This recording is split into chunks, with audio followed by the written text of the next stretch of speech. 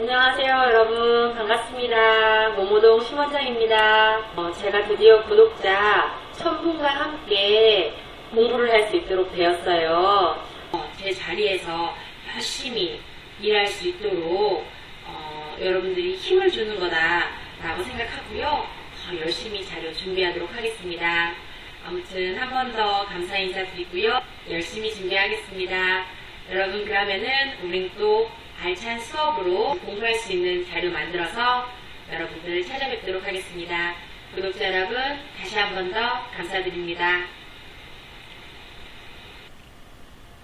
안녕하세요 여러분. 제가 먼저 감사 인사를 넣었어요. 오늘 수업 전에 1000분 저희 구독자분들께 너무너무 감사해서요. 일단 인사를 먼저 드렸습니다. 자, 오늘 수업 그럼 시작할게요. 2019 표준교재 개정판 요양보호사 인권과 직업윤리 2부, 여러분들이 학원에서 배운 내용을 다시 학습하신다라는 생각으로 보시면 되겠습니다. 자, 공부하러 들어갈게요.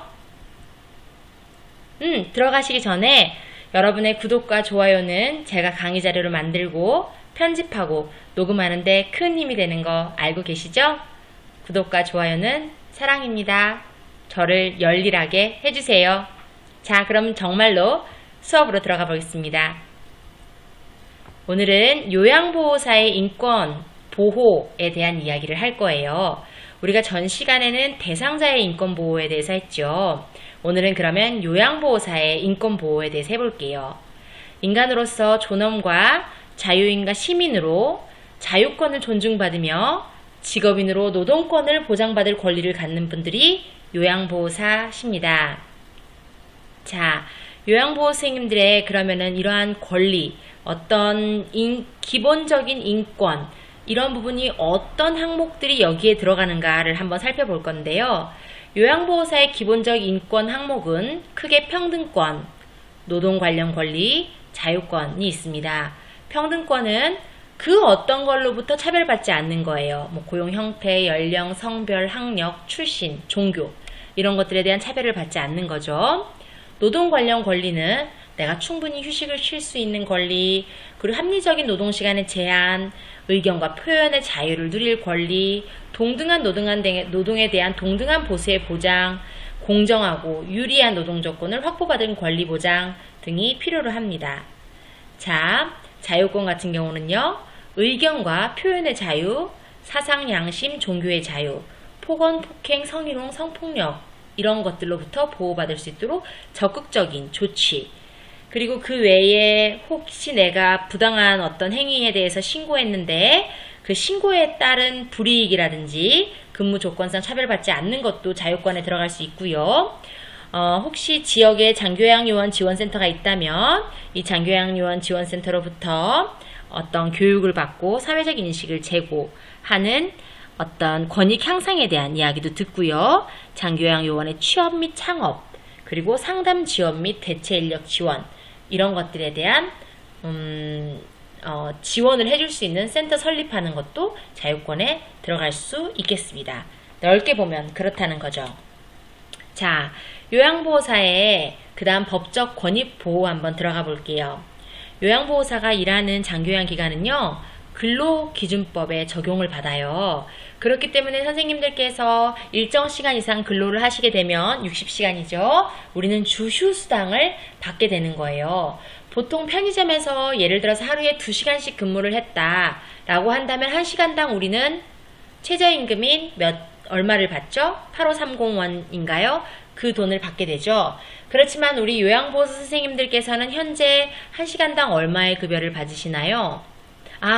우리 예비 요양보호 선생님들이라 잘 모르시겠구나, 그쵸? 우리 요양보호사 선생님들께서는요, 대부분의 요양보호사 선생님들이 1시간당 주휴수당이 포함된 금액,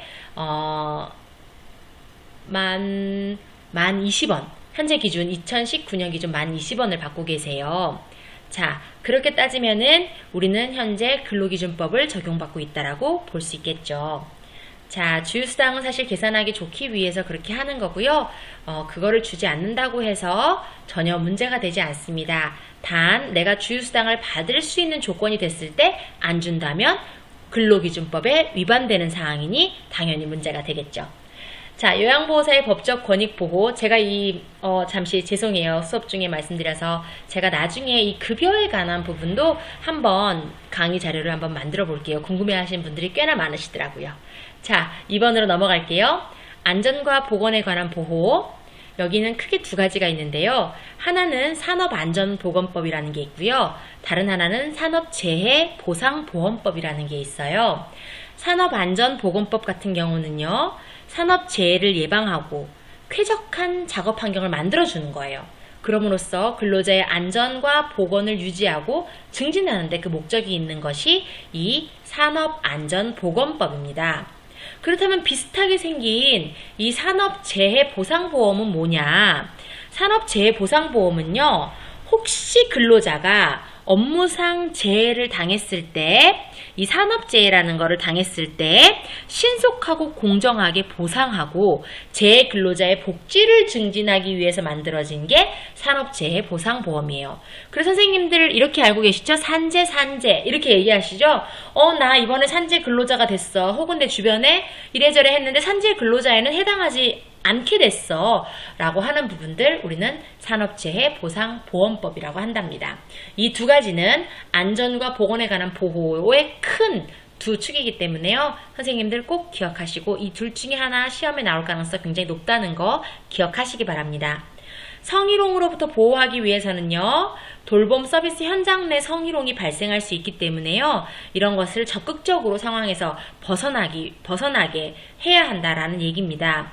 성희롱의 구분은요. 사실 크게 한 세 가지 정도로 나뉘는데요. 하나는 언어적, 두 번째는 육체적, 세 번째로는 시각적, 그 외에는 기타로 나뉘어요. 근데 이제 크게 세 가지로 보죠. 언어적은 말로 하는 거예요. 막 외모에 대해 성적 비유를 한다던가, 너 어떤 성기처럼 생겼어 라든지, 음란한 농담을 한다던가, 성적 관계를 자꾸 집요하게 강요하거나 회유하거나 자자고 한다거나, 나랑 성적 관계를 맺자고 한다거나, 성적 사실관계를 묻거나 너 몇 번 성관계를 해봤느냐, 남편이랑은 잘 자느냐, 와이프랑은 성관계가 잘 되느냐, 이런 얘기를 한다던가, 자꾸 전화를 통해서 음란한 얘기를 하려고 한다던가, 회식 자리 옆에서 자꾸 술을 따르게 한다던가 하는 것 등이 언어적 행위로서의 성희롱이고요. 육체적 행위는요, 실제로 몸이 부딪히는 거예요. 안마를 해달란다던가, 애무를 해달라던가, 가슴을 만진다던가, 엉덩이를 부딪힌다던가, 입맞춤을 한다던가, 포옹을 한다던가 하는 것은 육체적 행위입니다. 시각적 행위는요, 나한테 자꾸 내가 보고 싶지 않다 그러는데 그림, 사진, 이런 어떤 야한 그림, 사진, 음란한 동영상 이런 것들을 보여주거나 자신의 어떤 신체적인 성적인 부위를 고의적으로 노출하거나 만진다거나 자기가 스스로 만졌는 거를 나한테 보여준다는 거죠. 그런 것들은 시각적 행위가 되겠습니다. 그 외에 기타는 사회 통념상 성적 굴욕을 유발하는 것들로 인증되는 행동 등을 기타라고 하죠. 자, 성희롱의 대처 방안으로는요, 크게 두 가지가 있는데요. 기관장은 어떻게 대처해야 되는가? 요양보호사는 어떻게 대처해야 되는가가 있어요. 기관장은 당연히 즉시 이 행위자를 징계하고 분리시켜야 되고요.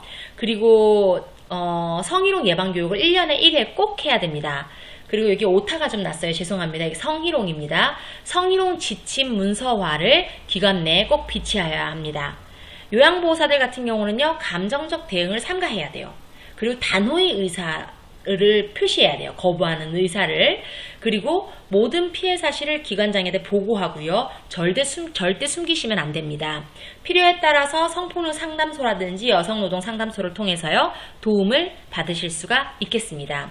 다양한 성희롱 사례가 있는데요. 예를 들면은 어르신들과 우리의 사이에서 남자 어르신 다리를 쭉 뻗게 하면서 우리가 다리를 만지게 되잖아요. 그랬더니 이왕 다리를 만진 김에 안마를 해달라고 한다든가 이상한 눈초리를 보이면서요. 그냥 안마를 해달라는 거 여러분들 구분되시죠? 이상한 눈초리를 보이면서 막 사타구니까지 안마를 해달라든가 이런 거 성희롱의 사례입니다. 입소에 있는 어르신들이 여성 노인방을 기웃거리면서요. 이 자신이 성기라든지 성행위를 묘사하는 말을 자꾸 한다던가 자기 자꾸 심심하다 그러면 자기의 성기를 자꾸 만진다던가 이런 것도 하나의 성희롱 사례가 될 수 있습니다. 남자 노인들을 여자 노인들이 도와줄 때 혹은 자기들 본인들끼리 도와드릴 때 혹은 요양보호사가 우리 남성 노인들을 도와드릴 때 몸을 좀 지탱해 주셔야 되잖아요. 그렇게 하시는데 의도적으로 굳이 내 가슴을 부여잡지 않아도 되는데 실수였어요 이러면서 내 가슴을 부여잡는다던가 엉덩이를 쥐어짠다던가 허리를 심하게 당긴다던가 머리카락을 무차별적으로 잡는다던가 하는 행위는 성희롱 사례에 들어갈 수 있겠습니다. 자, 지금부터는 요양보호사의 직업 윤리에 대해서 배울게요. 뭐 이런 걸 알려줘 라고 하실 수도 있겠는데요. 현장에 가셨을 때 이런 걸 지키지 않는 분들이 간혹 계세요. 그래서 우리가 이러한 수업을 통해서 한 번 더 명심해 둔다라는 생각으로 들어두시면 좋겠습니다. 대상자 차별 대우하지 않아요 라고 했지만 대상자가 너무 연령이 많다거나 혹은 남자분이시라던가 혹은 나와 종교의 색깔이 맞지 않다고 해서 무차별적으로 차별적으로 대하는 경우들이 있어요. 그런 부분들은 꼭 지양하셔야 된다라는 거. 대상자의 인권을 옹호하고 자기 결정권을 우리는 존중해 드려야 된다라는 거. 요양보호 선생님들은 지시자의 지시에 따라서 업무와 보조를 성실히 하고 보고하셔야 된다는 거. 지속적으로 지식과 기술을 습득하셔야 된다는 거. 자기관리를 철저히 하셔야 된다는 거. 예의 바르게 행동하셔야 된다는 거. 학대 발견 시 반드시 신고하신다는 거. 대상자로부터 물질적인 보상을 받지 않습니다. 5만원을 주면 5만원을 덥석 받아서 넣는다던가 10만원을 받는다던가 이런 금전적인 것들을 받지 않습니다. 그 외에 비싼 홍삼 세트라든지 굳이 받지 않으셔도 되는 어떤 물질적인 보상은 가급적 받지 않으시기를 권합니다. 상호 대등한 관계임을 인식한다라는 것 등등이 직업 윤리랍니다. 윤리적인 태도도 있어요. 요양보호사가요. 직업을 선택한 이유와 목적이 분명하지 않으면 이 업에서 오랫동안 살아남을 수가 없어요. 금방 내 업무에 지치게 되는 거죠. 저 같은 경우도 그래요. 사회복지사라는 직업을 선택하게 된 이유가 제 이유와 목적이 분명하지 않으면요. 제가 어떤 딜레마 상황에 빠졌을 때 혹은 누군가가 나에게 힘든 상황을 주었을 때 버티지 못한다는 거죠. 그래서 요양보호 업무의 위기를 극복하고 대상자로부터 신뢰를 받는 요양보호사가 되기 위해서는 우리는 어떤 윤리적 태도를 가져야 되는가? 자, 이런 윤리적 태도를 가져야 됩니다. 첫 번째, 대상자를 하나의 인격체로 존중해요. 내 종교와든지 내 성교 목적으로 이 요양의 일을 하셔서는 안 된다는 겁니다. 너무 많은 분들이 그렇게 하고 있는 분들이 계셔서 최근에 이 부분이 굉장히 중요하게 문제로 대두되고 있어요. 그리고 내가 요양보호사로 종사하게 된 동기를 점검하고요. 겸손한 태도를 유지합니다. 내가 처음에 왜 요양보호사가 되려고 했지? 라는 생각을 하시고요. 이렇게 지치고 힘들 때 그 초심을 다시 한번 생각해 보시라 라는 얘기입니다. 세 번째, 성실하고 침착하며 책임감 갖고 업무 활동을 하라는 겁니다. 내가 어떠한 집에 근무를 하게 되셨을 때 혹은 센터에 요양원에 근무를 하게 되셨을 때 그냥 내일은 가기 싫은데 귀찮다고 안 가고 나 모레는 친구들하고 놀아야 되는데 안 가고 커피 마시다가 한 30분 정도 늦게 들어가고 이러는 일은 하지 마시라는 거예요. 내가 2시부터 6시까지 근무를 하기로 했다면 내가 9시부터 5시까지 근무를 하기로 했다면 그 시간은 꼭 지켜주시라 라는 얘기입니다. 혹시 못 지키는 상황이 생긴다면 당연히 그런 일이 있을 수 있죠. 사람이 살다 보면 이 일 저 일 다 있을 수 있잖아요. 그럴 때는 꼭 기관장과 혹은 사회복지사와 상호 협조하셔가지고요. 시간을 변경하시고 대상자를 기다리게 하시는 일이 없도록 하셔야 된다는 겁니다. 타 직업인과의 상호 협조, 다른 직원, 동료 요양보호사, 가족 등과 상호 협조가 필수입니다. 지속적으로 학습하고 자기 개발을 해서요. 보수교육에 자기 개발을 하는 것, 즉 보수교육에 적극적으로 참여하는 일이 되겠습니다. 모든 직업은요, 당연히 친절하고 예의 바른 몸가짐이 필요로 하겠죠. 내가 설령 늦는 일이 있다면, 늦어서 양해를 구하고요. 늦기 전에 양해를 구하면 더 좋고요. 늦었다면 죄송함을 표현하면 좋겠죠. 그리고 어르신들에게 친함을 강조하기 위해서 어떤 반말을 쓰시는 분들이 있어요. 할매 어쩌고저쩌고. 저희는 이제 경남이잖아요. 그쵸? 그랬잖아. 내가 그랬다 아이가. 막 이러면서 막 사투리를 쓰시면서 반말을 쓰시는데요. 이런 것들은 사용하지 않는 게 가장 좋습니다. 또한 어르신들을 대할 때 유와 어나 명령어를 사용하시는 분들도 있어요. 할매 이런 거 해라 저래라 이런 분들 계세요. 혹은 아이고 우리 할매 잘했네. 아이고 우리 어르신들 잘했어. 이런 분들 계세요. 이거는요 아이들한테 쓰는 용어죠. 아이고 우리 애기 잘했네 이런 얘기잖아요. 그쵸? 그래서 이러한 유어어나 명령어는 가급적 사용하지 않으시기를 권합니다. 자, 다음으로 넘어가 볼게요. 다음과 같은 행위는 하지 말고 윤리적 책임을 다하래요. 너무나 당연한 얘기인데요. 이게 시험에 선생님들한테 주는 문제로 많이 나와요. 당연한 것들이니까 그냥 당연하게 한번 읽고 넘어가 볼게요. 대상자 가족 타 직원의 언어적 신체적 폭력 당연히 안 되죠. 많은 업무를 비효율적으로 수행하면서 무능력하거나 업무 태만을 보이는 거. 2시간 같이 일을 하는데 동일 근무, 동일 비용을 동일 근무, 동일 급여를 받을 선생님들은 권리가 있으시잖아요. 근데 동일 근무를 본인들이 하는지 안 하는지를 본인들이 몰라요. 이게 무슨 말이냐? 근무 태만을 하시는 분들이 계시다라는 거죠. 그래서 그런 분들이 있었을 때 우리가 하지 말아야 한다. 우리는 근무 시간에는 정확하게 내가 동일 근무, 동일 비용을 받기 위한 나의 전문성을 충분히 드러내서 업무 태만이 발생하지 않도록 노력해야 된다는 얘기입니다. 고의적으로 재산을 파괴하거나 움직이는 행위, 감독자에 대한 불복종 반항, 비도덕적이고 정직하지 못한 행위, 장교양 서비스를 제공에 따른 본인 부담금 할인, 추가 부담, 복지용구를 알선해서 퍼센테이지를 받는 것 등 대상자의 존엄의 권리를 침해, 타인의 근무를 대신하거나 내 근무를 바꾸는 것, 할당된 장소 근무를 선생님 여기 저 근무하세요 라고 할 때 난 거기는 못 가요 라고 한다는 거, 이런 것 다 윤리적 책임을 다하지 않는 겁니다. 등급 판정 또는 신청을 어거지로 유도하는 것 등 이런 것들은 윤리적 책임을 당하지 못하시는 겁니다. 자, 그러면은 이제부터 문제풀이에 넘어가 보도록 할게요. 문제들은 어떤 게 있을까요? 한번 볼까요? 산업재해를 예방하고 쾌적한 환경을 조성해 줌으로써 근로자의 안전 유지 증진을 목적으로 하는, 그런 걸 목적으로 하는 제정된 법은 뭐였죠? 기억나시나요, 여러분? 산업재해와 연관된 법은 크게 2가지가 있는데요. 그것 중에 안전 유지 증진을 위한 목적으로 제정된 법은, 자, 뒤에 문제 읽어보지 않고 바로 정답으로 넘어갈게요. 정답은 1번입니다. 산업안전보건법이에요. 내가 다쳤을 땐 2번이죠. 산업재해 보상보험법. 이게 안전유지, 쾌적한 환경 조성은 1번 산업안전보건법입니다. 꼭 기억하세요.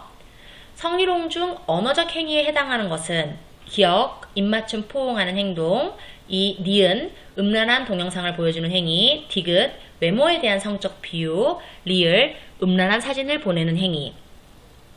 1. 기억, 2. 니은, 3. 디귿, 4. 리을, 5. 기억, 디귿입니다. 정답은요? 3번입니다. 3번이 뭐였죠? 디귿, 외모에 대한 성적 비유. 너 얼굴 뭐 닮았어? 너의 어느 부위가 어디를 닮았어? 라고 한다는 거. 이거는 언어적인 행위예요. 자, 그럼 기억, 입맞춤 포옹은 뭐죠? 아시겠죠? 육체적, 실질적으로 딱 맞닿는 거. 육체적이죠. 음란한 동영상을 보여주거나 음란한 사진을 보여주는 건 뭐예요? 시각적 행위죠. 그래서 성희롱도요, 언어적, 육체적, 시각적 행위가 다를 수 있다는 거 여러분들 한번 구분 지어 보시기 바랍니다. 장기요양 기관장을 비롯하여 올바른 성희롱 대처 방안은 무엇일까요? 장기요양 기관장과 요양보호사가 대처하는 방안이 조금 달랐죠. 장기요양 기관장의 올바른 성희롱 대처 방안은 1번 대상자 가족에게 비밀로 한다. 2번 경찰서에 바로 신고한다. 3번 대상자가 받을 불이익을 설명한다. 4번 피해자를 다른 부서로 이동시킨다. 5번 대상자의 모든 행동을 무시한다. 뭘까요? 정답은요? 3번입니다. 대상자가 받게 될 불이익을 조심히 설명드려야 돼요. 대상자들은 혹시 이 치매라든지 인지저하증이 오셔서 그랬을 수도 있기 때문에 한 곳에 너무 이 성적인 부분에 포커스가 맞춰져 있는 분들을 바로 경찰서에 신고한다고 뭐가 되는 게 아니잖아요. 그렇다고 가족에게 비밀로 해서도 안 되고요. 피해자를 다른 부서로 이동시켜도 안 되고요. 대상자의 모든 행동을 무시해서도 안 됩니다. 대상자가 받게 될 불이익을 조심히 설명드려야 된다는 게 이 성희롱 대처 방안의 올바른 방안이 되겠습니다. 다음 사례에서 요양보호사의 적절한 대처 방안은 뭘까? 대상자가 추석을 앞두고 요양보호사에게 돈을 줬어요. 뭐 5만원, 10만원을 주셨어요. 그랬을 때 뭐 현장에서는 선생님들이 극구 거절을 해도 꼭 주신다면 그걸 어쩔 수 없이 받아오시는 경우도 있습니다. 그럴 때는 기관장분들한테 말씀하셔가지고 기관장분들이 꼭 감사의 인사를 드리고요. 우리가 이것보다 더 많은 부분을 어르신들한테 해드린다는 것을 한 번 더 알려드릴 필요가 있긴 해요. 그런데 시험 문제에서는요. 선생님 정답이 뭘까요? 1번 제가 다음에 음료수 사다 드릴게요. 2번 마침 센터에 물이 부족했는데 이걸로 살게요. 3번 감사합니다라고 받고 다음날 돌려줘요. 4번 정말 왜 그러세요? 라면서 화를 내요. 5번 돈은 받으면 안 돼요. 마음만 받을게요. 라고 해요. 어떤 게 정답일까요?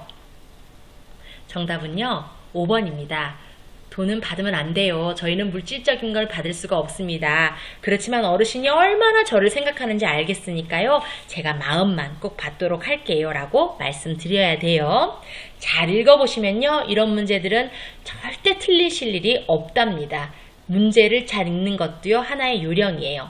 다음 문제로 넘어갈게요. 요양보호사가 지켜야 할 직업적 태도로 옳은 것은 대상자의 경제적 지위에 따라 대우 아니면 차별한다. 대상자가 실수를 하면 그 즉시 훈계하고 재발을 방지한다.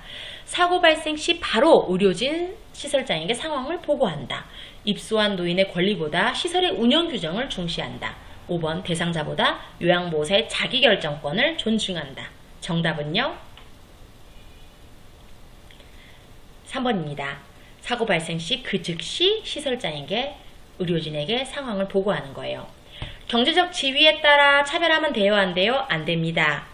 어르신이 실수를 좀 했다고 해서 어르신을 훈계하거나 재발 방지를 한다는 것이 올바른 행위가 아니에요. 입소한 노인들의 권리보다 시설 운영 규정을 중시하면 안 되겠죠. 시설 운영 규정도 물론 중요하겠지만 입소한 노인의 권리가 우선입니다. 대상자보다 요양보호사 자기의 결정권을 중요시해야 되겠어요? 반대겠죠. 대상자의 자기결정권을 존중하셔야 됩니다. 요양보호사가 해서는 안 될 윤리적 태도로 뭐가 옳을까요? 자, 해서는 안 될 윤리적 태도로 옳은 것은이에요. 심땡땡 어르신은 필요로 하지 않은 복지용구를 구입했어요. 조사해보니까요. 요양보호사가 대상자의 복지용구 금액의 10%를 지원받았었대요. 이거는 뭐가 잘못된 행위였을까요? 1. 복지용구를 직접 판매 또는 알선한 행위. 2. 등급 판정 및 장기요양 인정을 신청 유도하는 행위. 3. 대상자의 재산을 고의로 파괴한 행위. 4. 요양보호사의 정해진 업무 범위를 넘어선 행위. 5. 대상자의 존엄성을 침해한 행위. 요양보호사가 해서는 안 될 윤리적 태도로 옳은 것은 너무나 쉽죠? 정답은 죄송합니다. 정답은 1번입니다. 정답이 5번으로 잘못되어 있네요. 잊으세요. 정답은 1번입니다. 제가 붙여넣기를 잘못한 것 같아요. 요양복지용구를 직접 판매 또는 알선하는 행위, 정답은 1번이에요. 자, 제가 마지막 한 문제를 실수해서 좀 아쉽네요. 여러분 제가 오늘도 이렇게 수업을 준비해 와봤어요. 나머지는요. 요양보호사 선생님들의 건강 및 안전관리에 대한 이야기예요. 제가 다음 시간에 또 이 부분으로 마지막 3부 준비해서 오겠습니다. 오늘도 너무너무 수고하셨어요.